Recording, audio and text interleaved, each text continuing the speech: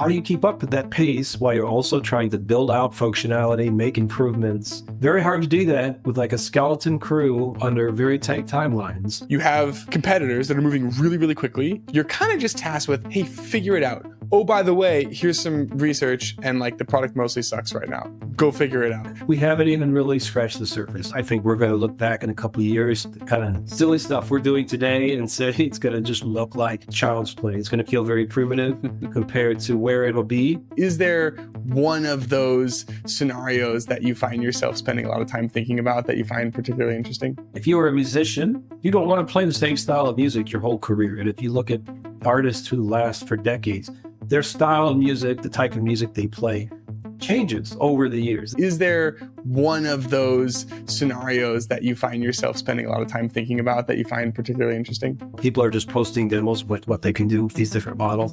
And the range of ideas is just astounding to me. Welcome to Dive Club. My name is Rid, and this is where designers never stop learning. This week's episode is with Jesse Kulp, who's the original designer of Google's AI Studio. So we're gonna get an inside look at what it's like going from 0 to 1 as the sole designer, because Jesse was wearing a lot of hats during this project. We also zoom out and have a fascinating look into the future of design and what's next for AI. But before we get really big picture, I wanna go back to the beginning and hear how Google's AI Studio started. I've been at Google 4.5 years, coming up on 5 years. I was toiling away on the internal tools. We were building developer tools internally for Google DeepMind, who are the model developers who build the latest and greatest of the Gemini model family. So I had some exposure to the AI world, even pre-Chat GPT, right? That was about 3 years ago. I've been working on AI tooling for even before that. OpenAI has been around for more than 3 years, but it became that aha moment for everybody in 2022. I was already toiling away. About 15 months ago, an opportunity came my way internally. We brought in a new VP from outside from Microsoft who was looking to bring together a new suite of products. And the way Google works, like many big companies, it's sort of like let 1,000 flowers bloom. We have lots of different teams working on similar ideas, similar products. We have something called the Gemini app, which is a consumer app, which is kind of our version of ChatGPT. We have something on the other side called Vertex AI Studio, which is an enterprise product. But what we were looking to carve out was kind of this middle tier, which became Google AI Studio. But the idea was to build a tool for developers who wanted to build using the Gemini API, but they wanted a surface, a UI surface to come in and try out the latest and greatest, most experimental models coming out of DeepMind and have a place to see how it works, tinker around with some of the API parameters, which we call road settings, get a feel for which models work best, and then build something with it. And as you probably know, there are many tools out there that are doing similar things, but we felt and still feel that because we're Google and we have this very large ecosystem of tools, the full stack from infrastructure all the way to the UI layer, we can offer the best possible experience with the best possible models. And so the opportunity was there for Google. And then luckily for me, they found me and I found them. It kind of happened by happenstance, but it became a nice opportunity to grow into something that's become a really big, important part of the Google AI strategy.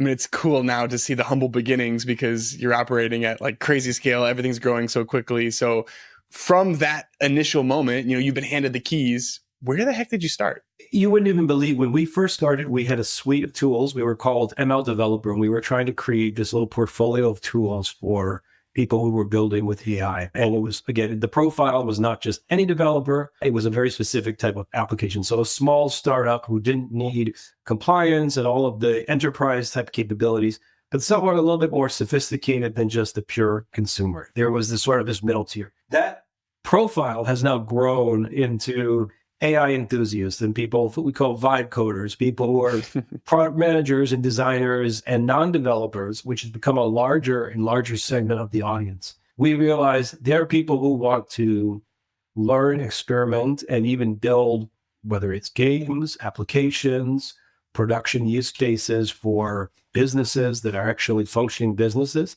And they needed a place to start. And maybe they had some exposure to Google and had used Google products in the past. But in some cases, they had not. They had really had never tried Google products beyond Google Search and maybe Gmail, but in terms of like using it for AI purposes or using Gemini in any way was completely foreign to them. And OpenAI became like the iPhone, right? It became the aha moment for the mainstream consumer. Everybody knew about it. And it became the de facto tool that everyone thought about and everyone wanted to use. So we had, like, from just a pure business perspective, we had to think like, how can we define our brand? Google is already obviously a very well-known brand, but in this particular space, we were playing catch up, even though Google has been a leader in the AI space for more than 10 years. I mean, DeepMind has been part of Google since 2016, I believe, and the roots of AI go way back in Google. But like all of a sudden, we were pressed into this team. We were less than 10 people trying to figure out like, how do we commercialize this, or what is our role? Like, what is this product that we're trying to offer? Are we the top of the funnel into the Google ecosystem? Are we trying to monetize this and make money? Are we just trying to show off the latest and greatest? There was a lot of discussions about where are we? What are we trying to get out of this? That it was not clear at all at the beginning. Real quick message, and then we can jump back into it. So you've heard me rave about Jitter's new infinite canvas for animation, but don't forget they have a totally revamped Figma plugin to support it. You can import Figma slides into Jitter, multi-select layers and frames, and also import your entire Figma file all at once. It's seriously never been easier to animate your designs, and Jitter has become my first choice anytime I need to add motion. So head to dive.club/jitter to create something amazing today. That's JITTER. Remember what Jonam Trivedi from Airbnb said about shaders? They're like the final frontier in UI development, right? It's like the ultimate escape hatch, that you are no longer limited by anything that your framework or design system or software library gives you. You're just given this canvas, and it is fully up to you to figure out what to do with it. They used to be this alien format that I couldn't really do anything about, but now Paper is making it possible for designers anywhere to create their own shaders. You can preview them directly on the canvas, and it's just another reason why I'm all in on Paper as the next great design tool. I mean, they are truly raising the ceiling for creativity, and you can be one of the first to try it out. Just head to dive.club/paper. Okay, now on to the episode. Given that level of ambiguity, can you talk a little bit about like the research component? Like, what were you trying to do to even learn what you needed to figure out in the early days? So it's an interesting question. We did not have a traditional researcher on the team. I personally took time last summer, a year ago roughly, to do a series of interviews with startups and people who we thought were our target audience. And we went through our logs, we looked for our heaviest users, we reached out to them and tried to find, what are you using this for? What is the value that this is providing? Are you using this because it's free, because there's a free tier, because of the long context window, because it's Gemini, because someone told you about it? Like, what's the real value here? And I don't think we had a clear idea, but we really did not have a strong set of data points to help connect this storyline, this arc. We had a bunch of hypotheses as to why we thought this could work and where it was going, but none of this had really been proven, in fact. And we didn't know exactly which direction to take this in. So we just had to trust our instincts a little bit and trust some of the signals we were getting from some of these touch points that I mentioned, and let that guide us to the next step, whatever that may be. And it was an iterative process for sure. Did anything come out of those conversations that meaningfully shaped the way that you were thinking about the product opportunity? We got a lot of like, your product sucks. I mean, it was like pretty like blunt, honest feedback. People were like, the platform sucks. I can't find it. I don't understand the product positioning. I mean, it was very blunt feedback about if you were coming from outside of Google and were not familiar. It was not clear what were like, as I mentioned, there was a consumer product, there was an enterprise product, and then there was this developer tool that sat in between. But that product positioning was not clear at all. It was not clear for search engine optimization. People were running searches for Google AI Studio, landing in the wrong place. They couldn't find it. They couldn't find the API key, the documentation, all the other pieces that we were trying to build out a platform for developers, but even for AI enthusiasts, people that just wanted to see what Gemini had to offer. There was no clear path to get there. And when they got there, they really didn't like what they saw. It felt very much like this fragments of products, and it had not been put together as one cohesive product, which was, again, like, it was part of the UX goal or part of our mission was to bring these pieces together to create a more holistic product, but to also take care of all this feedback. I mean, the harsher feedback is generally the stuff that's the most actionable, right? So we could hear this feedback, and that really drove a lot of the early product excellence, if you want to call it that, where we were moving very fast. We were being pushed and moved at high velocity. And we were not part of Google DeepMind at this point. So they were pushing us because they wanted to release new experimental models every 2, 4, 6 weeks, right, on a regular cadence. How do you keep up with that pace while you're also trying to build out functionality, make improvements? Very hard to do that with like a skeleton crew under very tight timelines. Are there specific ways that type of environment stretched or grew you as a designer? I was the only UX person there, right, for a year. So I had to literally do everything. Things that were UX related, as I mentioned, doing research, doing the design work, trying to do visual design, doing some marketing materials, doing things that were really outside of my skill set, outside of my comfort zone, but also thinking about product strategy. Can we touch on the product strategy piece a little bit? Because the more that I'm listening to you talk, like my perception is you're basically given this really broad, big, important opportunity space. You have competitors that are moving really, really quickly, and you're kind of just tasked with, hey, figure it out. Oh, by the way, here's some research, and like the product mostly sucks right now. Go figure it out. I would imagine it didn't take you very long to come up with, ideas and strategies for what you can try, how things can be improved. But then you touched on that interesting piece where, because of the nature of where the product sits in the overarching ecosystem, you got to bring a lot of different people along for the ride and loop people into that strategy. Talk to me a little bit about that process. The good part about it is that you have a seat at the table, and my ideas and all of us were on the early team. We had access to the decision makers, and we could influence decisions, and we could throw ideas out there. And there was really nothing that was off limits. Because we were really thinking very broadly, and there were a lot of different scenarios of where this product could go and where we could land with this. The downside to it, however, was that there were a lot of cooks in the kitchen, and there was not a lot of data to support these decisions. So anyone could come up with any sort of idea, and it wasn't necessarily wrong. We didn't have anything to prove. We had a North Star, but there was nothing that definitively proved or disproved some of these concepts. And so anyone could come in, whether they were on our team or they were customer. It's very easy to overreact. If someone posts something on Twitter or LinkedIn or any social media outlet, if they speak really loudly or angrily, like, you have a tendency to kind of overreact to this one data point, where in fact, it doesn't necessarily represent a majority or multiple data points. And so, but like, because they say it in a very harsh way or an aggressive way, it's very natural to kind of over-index on that one person's comment. And I think we took some discipline on our part, on the team's part, to try to think through all the feedback you're getting from very senior leadership within the company, but also what you're hearing from people who are using the product regularly. And then our own team was using it every single day, and we're living and breathing this. You have to find some way to filter these different layers of feedback into making good decisions, but also decisions that scale, right? Like, it can't just be like, here's something that works today. It has to be something that's going to make sense. Can we talk a little bit more about that piece? Because it's one of the more fascinating components of this project and opportunity space is things are accelerating, and 3 to 5 years feels like an eternity.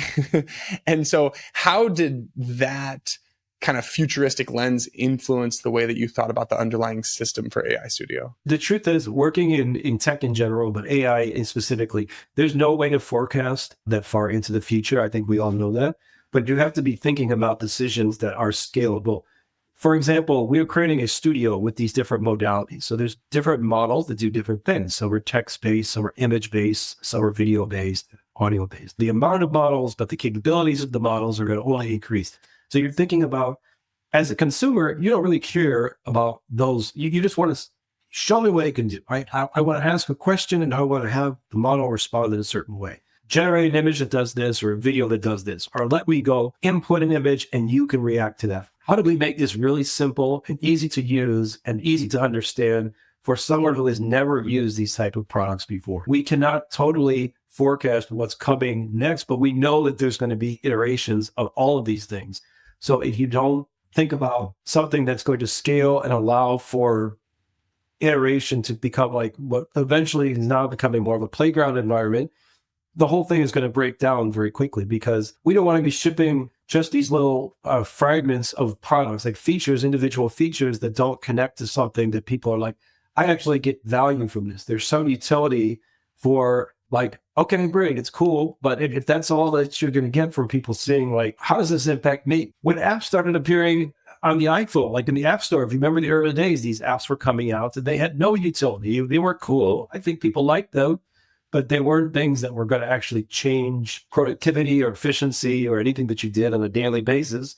It was only after several iterations and more people started building apps and the ecosystem started to mature a little bit, we got to a point where it was like, okay, I can kind of see a use case where this is actually useful for me. I mean, it's challenging because the utility is tied to relevance, but you're designing for an almost infinitely wide spectrum where it's impossible to predict all of the different use cases. So maybe you could share a little bit about how you thought about that set of design challenges. When anything is possible, how do you even communicate what is possible when you are kind of setting AI Studio up to be the almost front of house for these models? Believe it or not, people did come in with a little bit of a mental model on like what to expect. And not in all cases, but if they had seen some product before, they were like, okay, Gemini, okay, Google, like, Google has a very strong reputation generally.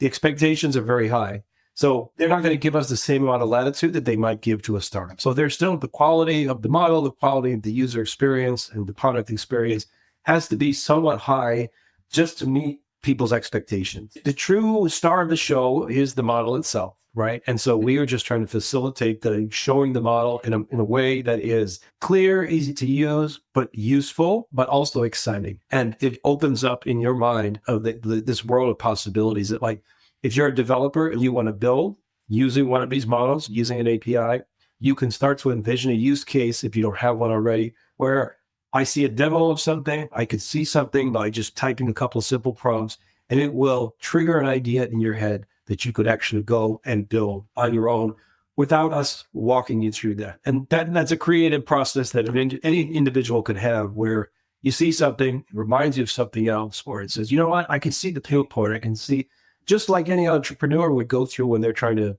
come up with an idea for a business. They try to see, like, what is a problem space?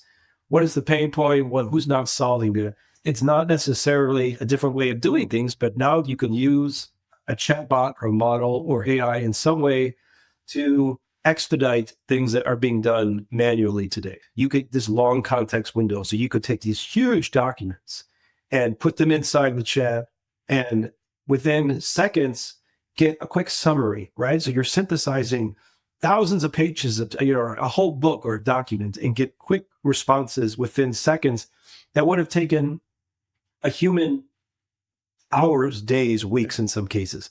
And then, as you probably think, Notebook LM came out, and actually we took this one step further, which is one of our partner teams, and was like, we can not only synthesize this information, but we can turn this into a conversation that's actually very digestible.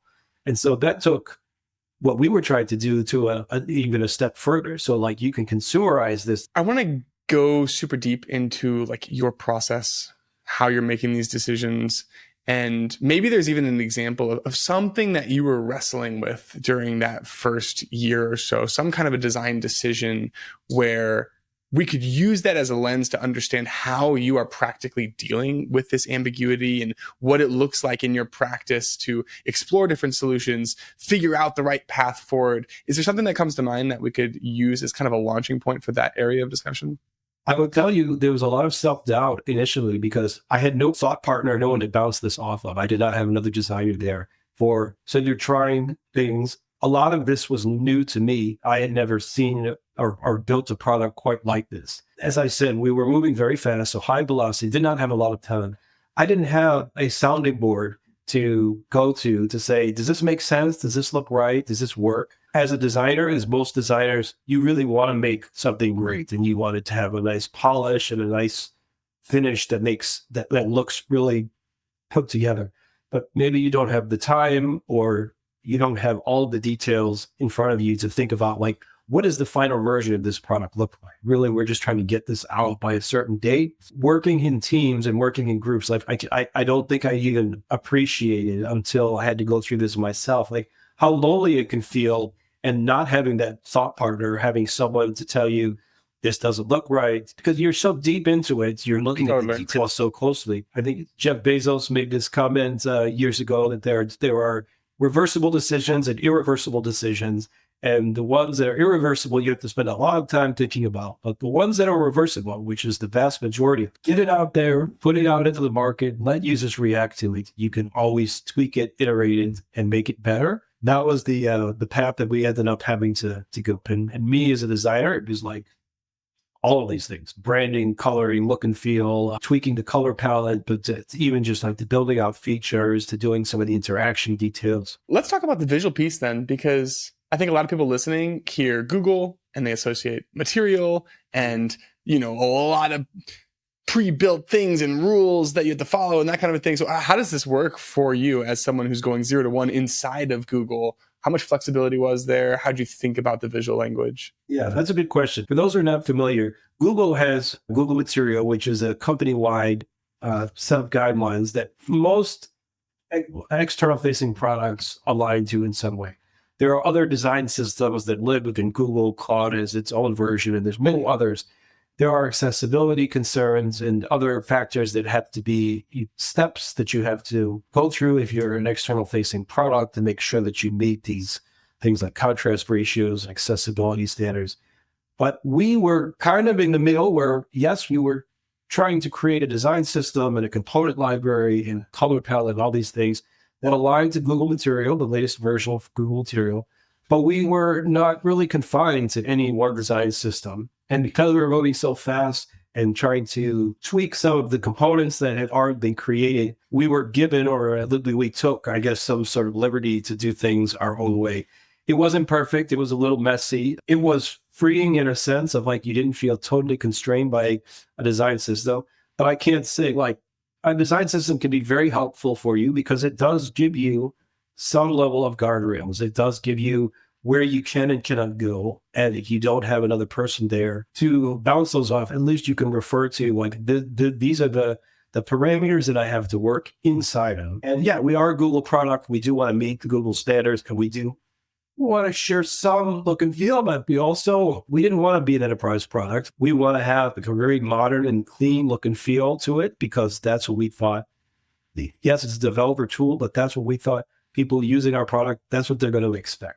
I was given that freedom. I don't think there were people around me that were totally familiar with how that whole process worked. And I tried to get as much guidance as I could, but I also took advantage of the fact that there was no strict guidelines being imposed, at least at that time, on what we could and couldn't. Were there specific things that you were doing to kind of distance yourself aesthetically from more of a traditional enterprise product? We went through several different UI refreshes, trying different ideas. When you get into look and feel, it is somewhat subjective. There's not necessarily a right or wrong answer.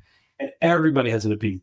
We would do very senior level reviews with people who did not have any design background, but I don't think anyone needs a design background to have an opinion on how something looks or how it feels. Truthfully, like the UI piece of it was not necessarily the most important area that we were focusing on at that time, right? It was more the API. So we felt like, okay, well, we'll just try some things and see what works. We've iterated many different times. In 15 months, we've done 3 UI refreshes and changed substantially. Just in the last couple months, we literally redesigned every single component, and the look and feel has changed pretty substantially since our team took it over. And I mean, I don't know, people can see the iterations. I have all the things, we're talking like 15 months, like the iteration between where we started and where we are now. It's pretty substantial. And I think in 6 to 9 months, there'll probably be significant changes from where we are today, just because we have more resources available. I think we have a little bit more focus on the UI and the polish, but also we feel like it's important enough that we continue to iterate and get it right, because it was really like, let's try to make this look as good as we can and make this match what we think our target audience would want to see. But yes, definitely not enterprise, but it's not pure consumer either. So there were just sort of a lot of it's not this, it's not this, it's not this, but there is no finish line, right? I mean, it's always just the next iteration. You've mentioned the feedback piece a few times now. So maybe just for 1 second, I want to step outside of the story and give you an opportunity to talk to someone who maybe has felt in a similar situation where, they're just wrangling a bunch of different opinions. Maybe a lot of them are actually contradictory. Anything that you've learned through this process that you think other designers could benefit from? I mean, what is most painful to me, and when you're going through a process like this, is like, there is a design process where it's like, there's a discovery phase where it's like, we brainstorm, we have lots of ideas, it's blue sky, everything is in balance, right? And you can try all sorts of different ideas. But as you get closer, like, you have to funnel this down where like, you can show it to different designers, different teams, and everything is fair game. As you get closer towards a release date, though, you need to narrow the feedback and narrow the stakeholders who are giving you that feedback. This has happened now multiple times where literally we've gotten 3 days before code complete, and some external stakeholders, someone from another team or someone else, has jumped in with like this red flag feedback. Can't do this. This is just like this is a launch blocker. And now, again, why is this coming up right now? It's not that the feedback is wrong or not worth considering, but like the timing does matter, right? Like there's a time and place to give broad, like game-changing feedback, or like if we're changing the entire system.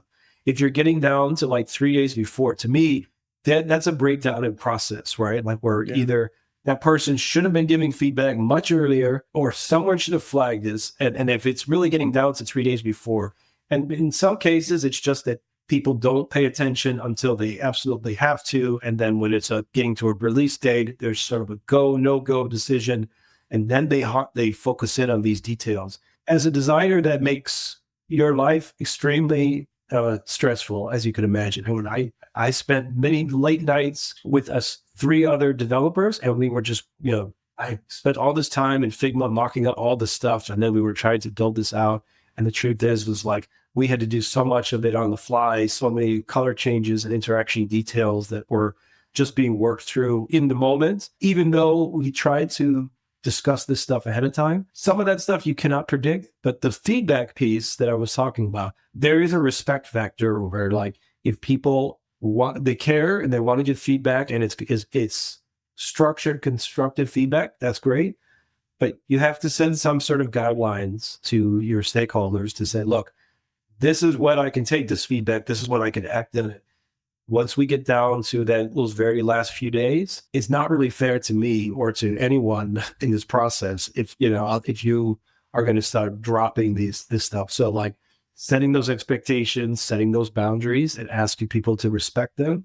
Yeah, you're putting your finger on one of the most challenging things as a designer, where like, how do you create enough urgency that actually gets someone in leadership to give you the feedback that you need when the stakes are not go or no go, Yeah.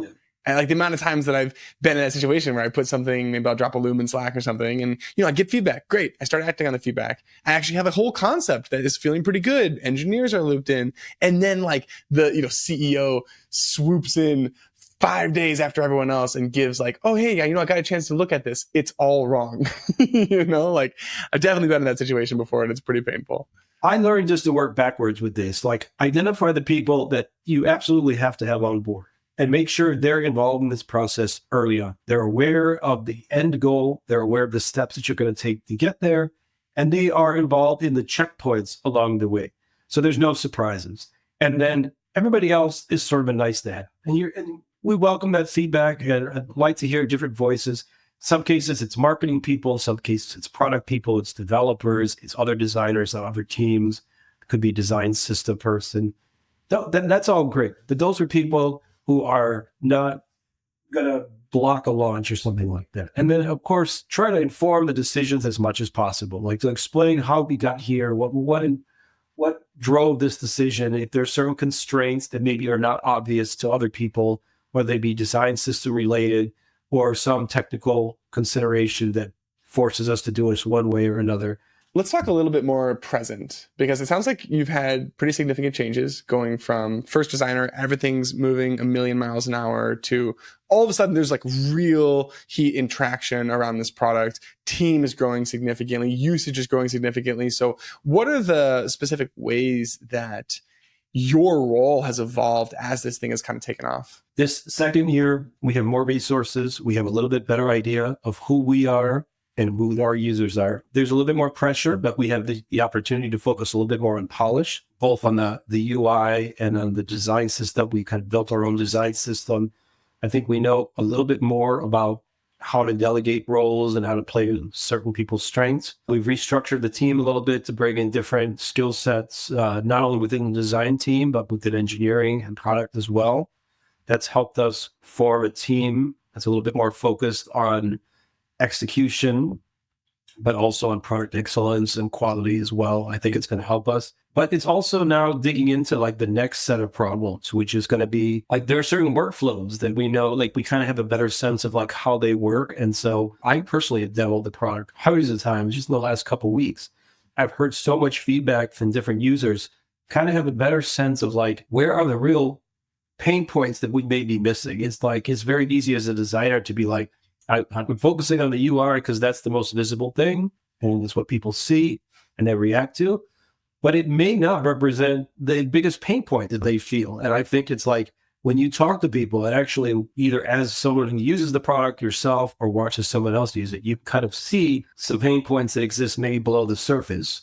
Like a creation, you're trying to create an API key. There's a workflow creation. You have this documentation side. We're trying to integrate into the product, building out a platform. How do we get people to take that next step, right? Like we want to introduce them. They come to our product, they're trying out these models, they're exploring their exploration phase, right? So what is the CEJ? What is the journey that they're after? What are they trying to accomplish? And how do we get them from point A to B to C? Are they there just to explore and see what's available? If that's it, like that journey is a little shorter and more compact, but we want to make sure that it's really fulfilling for them. They are able to see what's best. If you're looking to build and like actually use these models for some like production use case, maybe the documentation or some of the usage and billing, pricing, these other details matter a lot more to you. We need to get you to a place where you can take action on these things and get started on like whatever your ultimate goal is. But those are different use cases for different types of users. So we need to make sure that we've thought through those level of details. Last year, I would say we would not have been thinking along those lines. It was just like, let's get it out there, right? Let's get as much out there as we can and let the market react to us and tell us what's good and what's bad. Now it's a little more refined, right? It's a little bit more nuanced. And I think you're getting a little more into the weeds, but that's getting to the real heart of the matter, right? Like what's really working well and why, and what's really not working well. Where can we differentiate, right? And I think like in this world, the models, they matter a lot. We look at these leaderboards. We look at like who has the best models. I think those are all going to sort of even out and they're going to commoditize a little bit. And what's going to really differentiate is the user experience. It's going to be which product do I like? Who do I enjoy using? Which one gets me to get value and accomplish my goals quickest and easiest? You know, when you're just getting things out the door as fast as you can and running a bunch of experiments, I would imagine your hit rate is not 100%. So is there some kind of a design decision that maybe you were even wrestling with at that time that just like didn't work out that we could kind of point at, or some set of learnings where you're like, okay, over the course of this year, I have now realized why maybe we was looking at that a little bit wrong in the beginning, but now I see the right path forward? There were clearly things that didn't work or didn't work well. Patterns, little things, components that we tried, many things that went out the door and just the reaction was flat. Like it didn't land well and it wasn't the reaction that I was expecting.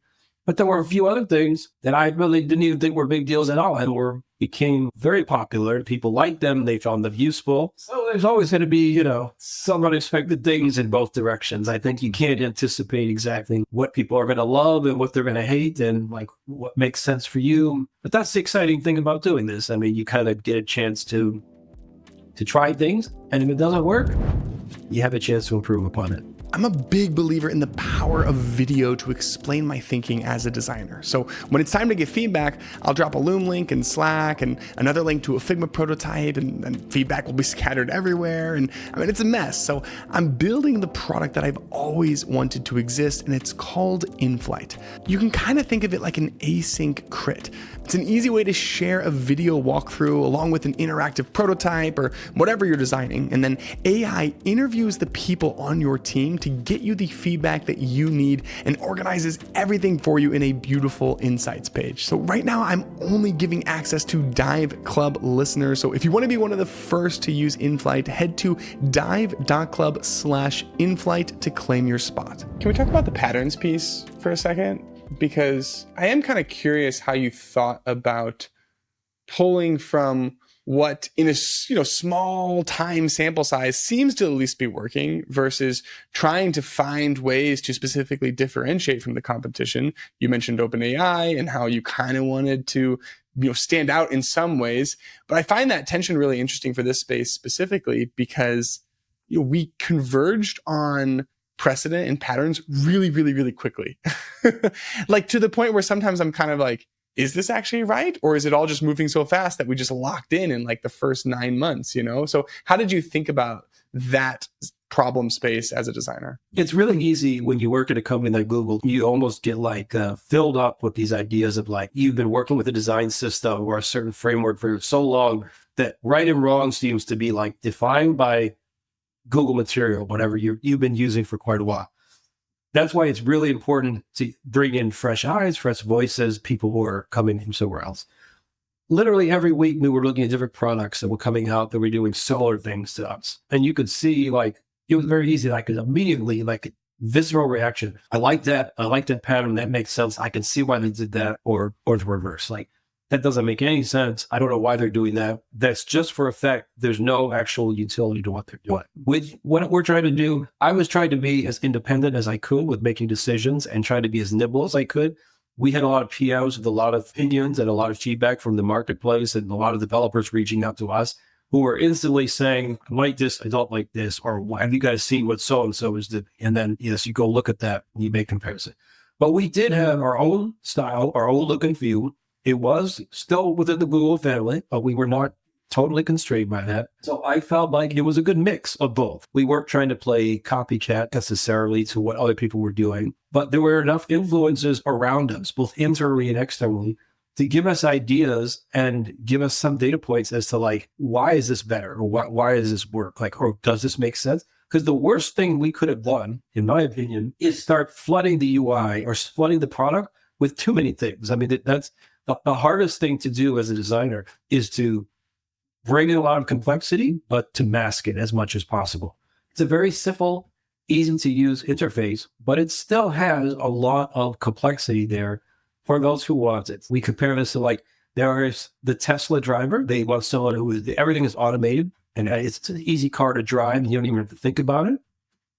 Some people want the Porsche 911, right? They want the manual. They want to be able to control things and they want that feeling of I'm controlling this. That's kind of the place where we were trying to get to with the IC. We wanted a tool that was okay, I'm a do-it-yourself kind of person. I understand how these things work. I want manual controls. I want to be able to make changes to things, see how it impacts model performance, and play around with things. If you're just looking to do prompting and doing a chat interface, you can go to Gemini Advanced, you can go to ChatGPT. There's a million products out there that do that. Yeah, it's definitely a theme that I'm noticing in some of these conversations. Just talking to people either working on dev tools or, Palantir was one of the recent episodes. And it's important to know when your users have a little bit more motivation and a little bit higher intent and also a little bit more expectations for what they're going to be able to accomplish in the product where, maybe it doesn't have to actually be so stripped down in the beginning because someone actually is pretty committed to making this thing happen. Even internally, the Notebook LM became a huge success for Google last fall. And that's a partner team, comes out of Labs, which is an incubation group that actually our product started in the same place that Notebook LM started. That became a smash hit because of, for many reasons, but for its simplicity and its ease of use. It does on its face have more of a consumer-oriented use case. But you could see how businesses or developers or other people could use this type of audio in, audio out chat interface for many different things. And so, of course, the temptation is to like gravitate towards things that are successful. It's like in the sports world, the team that wins the Super Bowl, the next year, everybody wants to copy whatever formula worked for the team that won the Super Bowl, right? No different when you're building products internally. You see a smash hit, you see something that works, you want to borrow from it. But again, the DNA of the product and the use case and the users, it's a little bit different. And I think if you don't try to understand those nuances about like, why is that product successful and who's it successful for? And what are the goals that they're trying to accomplish? It's not always apples to apples when you're making those comparisons. And if you don't, and even as a designer, like if it's just like, well, this product is popular, let's just take what they're doing. It may not work for you. It may not work for your users. It may not fit for the type of CUJs. I keep using that term, but like for the use cases that you're developing for, in which case it's not going to work for you, right? And so like it's incumbent upon you and your team to like make those distinctions, to understand why this works for them and what will work for you. Before I let you go, I want to have a little bit more of a future-facing conversation because you're thinking about this space a lot and it's already evolved so much over the last year. So when you kind of look into the future, what are some of the either hypotheses or even just ideas that are rattling around in your brain for where this all might go? We're not breaking any news here that like things are going to change rapidly in terms of the barriers of who we consider a developer is already broken down. So anybody can become a vibe coder, an entrepreneur, people that want to build stuff, whether it's games or applications, business applications. The ability to do like one-click deployment, to run a few prompts and to create something is now limitless. And I think that that's going to, the use cases are going to grow exponentially. It's going to touch every area of life, whether you're an artist, a business person, someone who's looking to create things that are more efficient. And I think people who don't even consider themselves to be creative will be able to tap into a creative side of themselves by using these tools because it empowers them with very little effort to get started. Like it's shocking. What's going to change is the amount of things that are out there, right? It's just going to grow. Like today, the model is like, we type in a couple things and there's an output, a model output. And it could be a text response. Maybe it's an image, maybe it's a video, but it's still very primitive, right? It's still very much with like a call and response. There's not true interactive activity. The multi-turn conversation still feels very manual and very it's not very fluid. I think the capabilities of the models to what they can do, what we can put in, what it can put out, the way we can interact with these, it is going to become within a very short period of time, these agentic use cases are going to become things that are like living, breathing things that are going to be part of our life that people, you started to see it with Alexa and some of the whole assistants, years ago. I think it's going to become more ubiquitous and more useful. And in the end, I think the way that you interact with models is we haven't even really scratched the surface. I think we're going to look back in a couple of years, the kind of silly stuff we're doing today and say it's going to just look like child's play. It's going to feel very primitive compared to where it'll be. And that's great. And I think it's exciting to be a caveman, so to speak, right? Like we're sitting here playing around with this stuff. It's very exciting to us. It's going to be like dial-up internet was in the mid-90s, right? It's going to look back and say, how did people ever work with that? I think there's a world and the time span to get there is going to be much, much shorter. So I think as a designer or as a developer or as someone who works in this space, it's very exciting because you know that like my skills are going to change and what I'm going to need to do to even facilitate users interacting with these surfaces is going to change so much. Like I just envisioned this being just a totally different type of experience within a very short period of time. That's a good thing. I mean, I think that's something for me that's very attractive, having to be a part of that. Let's go a little bit deeper on that then. How has being at the forefront of this space shaped the way that you think about where your career is going to be, I don't know, maybe 2-3 years from now? How does who you show up as a designer change in that world? The one thing I would take that I feel very fortunate about is I started working with researchers first. I was kind of deep in the weeds. Now I'm a designer. I'm not a researcher. I'm not pretending to understand all the things that they do or know by any means, but getting a little taste of that world and understanding like what goes into making the sausage? Like, what is the process? Like, how are these models made? How are they evaluated? How are they trained? How are they fine-tuned? understanding a little bit about what goes on behind the scenes gives me a feeling of understanding where this could go and like how powerful these models can be and how quickly you can just make leaps from one step to the next to the next. And then again, as a designer, it's like similar to like if you were a musician, you don't want to play the same style of music your whole career. And if you look at artists who last for decades, their style of music, the type of music they play changes over the years. They don't want to just keep playing the same songs or the same style of songs throughout their entire life because it gets boring for them. They don't want to just sing the same song over and over again.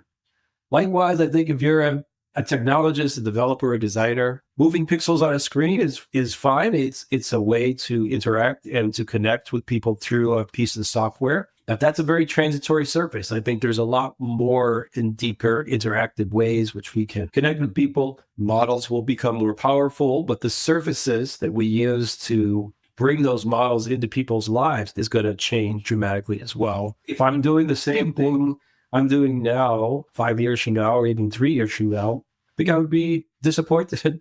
I don't think the future would have met the moment that I had expected. I don't even mean like interacting with my daily life, but I mean like if it's still all a UI-based interface where that's my main point of contact with AI, to me, it would feel like it didn't quite meet the expectations of where I expected it to be. I don't know the exact time frame. I can't tell you that, but I would expect it to become much more immersive and much more sophisticated in a very short period of time. I like the music analogy a lot. It's very obvious, and yet I haven't heard that before, where I can tell you have this inherent optimism and excitement. And I think it's admirable because I don't know, there's still, some subset of the market where the knee-jerk reaction to every new thing is to point at it and say, well, it can't do that well. And it's like, yeah, you're totally right. We were also, giving people 8 fingers like a year ago, and now it's incredible. And so it just kind of seems silly to point out flaws at this point at the rate of change. Now, that does beg the question of what does it look like to invest into that future? And I think it gets a little bit more murky there. There are people who I know who are developers, very smart people who are very deep in technology, who think that AI is a little bit of a bubble that's going to burst. But I don't think necessarily it's just a purely linear path. The stuff that we're doing today, it's possible that like it gets to an inflection point and it becomes something. There's a moment of disappointment. Maybe it doesn't quite develop into the things. And maybe there's a reckoning, a moment of reckoning where we kind of step back. But the foundation is so strong and the capabilities of these models are so powerful. The use cases for just simple things like us, like I don't have a PhD in anything. I can't tell you, I can't predict the future, but I think just being open-minded and just having exposure over the last 3 or 4 years to AI and foundational research models, I can imagine use cases impacting healthcare and finance and every aspect of life. Even again, it may not be perfectly linear. There may be some steps that don't quite match what we thought would. There's going to be some failures along the way. There's going to be some danger points I think we're going to see, and everyone's going to say, I told you so, right? This technology is really not what we thought it was. But you have to expect that has been the case with every other area of technology. I don't see how this would be any different. I'm not going to hold you to a formal prediction or anything, but I want to double click on that and help people listening increase the fidelity at which they're able to imagine some of these potential futures. So is there one of those scenarios that you find yourself spending a lot of time thinking about that you find particularly interesting? At the moment, it's voice and audio. You're thinking about different interaction modalities, right? So text was the thing we started with. We quickly moved to image. Now it's audio. And you think about like wearables and all these different ways which you can interact with models or interact with technology. I don't know exactly what that next thing is going to be. I think I could see a place where it's none of those things, right? Like there are ways that I can interact with it just by thinking the thoughts and having it manifest in some kind of a UI or some kind of a surface. I don't know how exactly we would get to that point or what that looks like, but I think just to start with, I'm expecting to be able to interact with AI models the same way I'm interacting with you, right? Whether it's or with another human being. And that's just the starting point. So we're playing a lot with voice and vision and touch and sensory experiences. So that seems to be like the next phase. I think it would be the natural, but there's probably much more to it than I can even imagine at this point. That's where I see it going, where we don't have to necessarily rely on screens and our phones and our computers to interact with things. We can start doing things in a much more natural, sensory way. I'll admit I was pretty skeptical of voice as a medium that would really take off. And man, I was already wrong. Like I find myself talking into my devices a lot now, like a lot. Some days, half of what I will actually put into my computer is dictated. Or yesterday, I just wanted to walk and think, and I just started a chat with a model and just had it back and forth. I said, just ask me questions. I don't want you to give me any advice. Just ask me questions and just help me get to that next thought and that next thought. And I'm getting so much value out of voice as an input, and then AI's ability to help me make sense of it quickly, that it just became such a big part of my life so quickly, and I didn't see it coming. We have this internal demo channel, and I see it on social media as well. People are just posting demos with what they can do with these different models. And the range of ideas is just astounding to me. Like most of it's generating videos or images and things like that. And, it's just all from prompting. But yeah, the voice component, as you mentioned, is just like, it takes so much of the effort and the formality of interacting with things, where if you can just talk in your natural language. And we have this live API. We were just demoing this so people could talk in their natural language. You can understand them, even if they're not native English speakers. So, it becomes this translation point, right? Well, like in a very literal sense, translation. But like when you can interact with something or someone with your voice, or even just with gestures, facial gestures, hand gestures, things like that, it becomes a much more intimate experience, right? And I don't have to sit here and type into a keyboard, which feels very transactional. It changes the way that I feel about the technology, and it doesn't even feel like technology.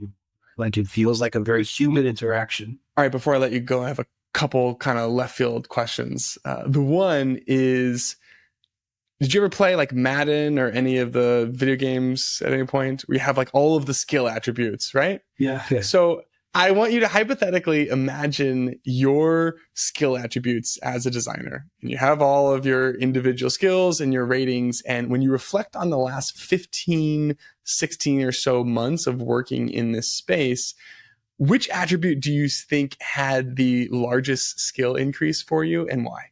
The things I think I do really well, and they were natural to me right out of the bat. I mean, I was able to talk to users and get a sense of what they're trying to do, understand their pain points, and translate those into some sort of actionable next step. So put them into our roadmap and to build.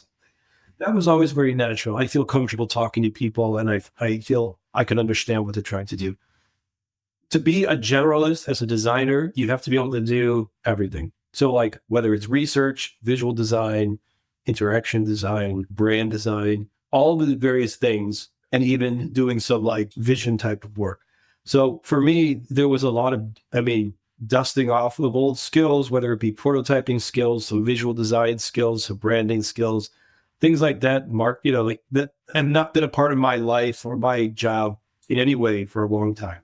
It's not necessarily things that I've never done, but it's things I haven't done in a long, long time.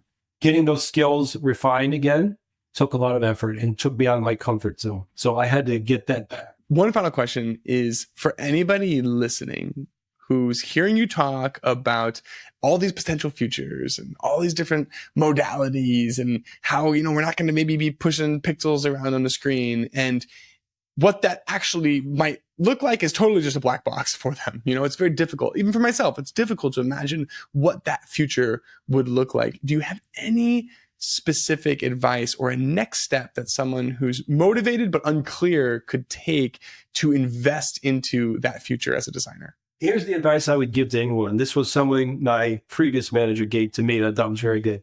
He said, we all have strengths and weaknesses, right? If you were to rate yourself on a scale of 1 to 5 on a whole bunch of different skills, there are certain things that you're going to say. There may be 3 things that I'm a 4 out of 5, maybe a couple of things that I'm 3 out of 5, and another thing that I'm at 2 out of 5. And he said, a lot of people spend time trying to get the 2 to a 3, right? You're a generalist, and you're just trying to get to a baseline level. If you're a generalist, if you're a solo designer working on something, you have to have at least like sufficient level skills to do everything. All right. And then some of those things are going to come naturally to you and others are not. And so I think to that extent, get your skills up to par on all the things that could possibly, so you could at least have a proficiency level for anything that could come up if you're in a role like I've been in. But if you really want to stand out and excel, find the things that you're really good at, and there may be just only a couple things, and really become excellent at those things. Because that's what's going to make you indispensable. And that doesn't really apply only to this job or this role. I think you could apply this to many other things. But there are certain things to being a designer that you have to have baseline skills. And of course, the more things you're good at, the better. But you can be really excellent at one or two or three things and you can showcase those things. You can bring them out and bring the value to them. That's what's going to make you exceptional. And that's what's going to make you invaluable to the team. Now, hopefully you find the right team or the right company that values those things. They don't always align. It's possible that what you're great at is not what they need, or what they need is what you're not what you're great at. But at least being self-aware enough to know what those things are, what are the things that you're good at, where are your weaknesses, and try to keep a record of them, like turn a 2 into a 3. Okay, like I'm a 3. I'm a 3 out of 5 on these days. But then have something where you can say, I'm excellent at this, and showcase that, because that's the thing that people are going to remember about you. That's the skill that's going to take you the farthest. I love that advice, and it's totally not intuitive. I think we naturally try to do something about our weak spots. And as you're talking, it was reminding me of something that actually from a longtime Google design leader, Chris Abad, was talking about. And he was saying how, kind of almost in passing, he thinks about the people on his team as like, what's their one-liner? What's like the one thing they're really good at? And I found it so interesting because you can kind of reverse engineer that a little bit. And so I think you're furthering my belief that actually that one-liner and having something that makes you really memorable, oh, Jesse's really good at this. There's real value in that. So I appreciate that perspective. Yeah. I mean, that's the thing. That's your calling card. I mean, if we could all have that one thing, it's going to be the thing that people remember about you, and it can take you a long way, really. Well, Jesse, this has been awesome. Thank you for giving us the backstory. Congratulations on like everything that you've accomplished, all the success. I know we're going to be releasing this right when, Google and I/O is in the news and everything. So a proactive congratulations for everything. And thanks for taking the time to share it with us today. Thank you so much. I really appreciate it. I appreciate the time. So it's nice sharing with you. Before I let you go, I want to take just 1 minute to run you through my favorite products, because I'm constantly asked what's in my stack. Framer is how I build websites. Genway is how I do research. Granola is how I take notes during crit. Jitter is how I animate my designs. Lovable is how I build my ideas in code. Mobbin is how I find design inspiration. Paper is how I design like a creative. And Raycast is my shortcut every step of the way. Now, I've hand selected these companies so that I can do these episodes full time. So by far, the #1 way to support the show is to check them out. You can find the full list at dive.club/partners.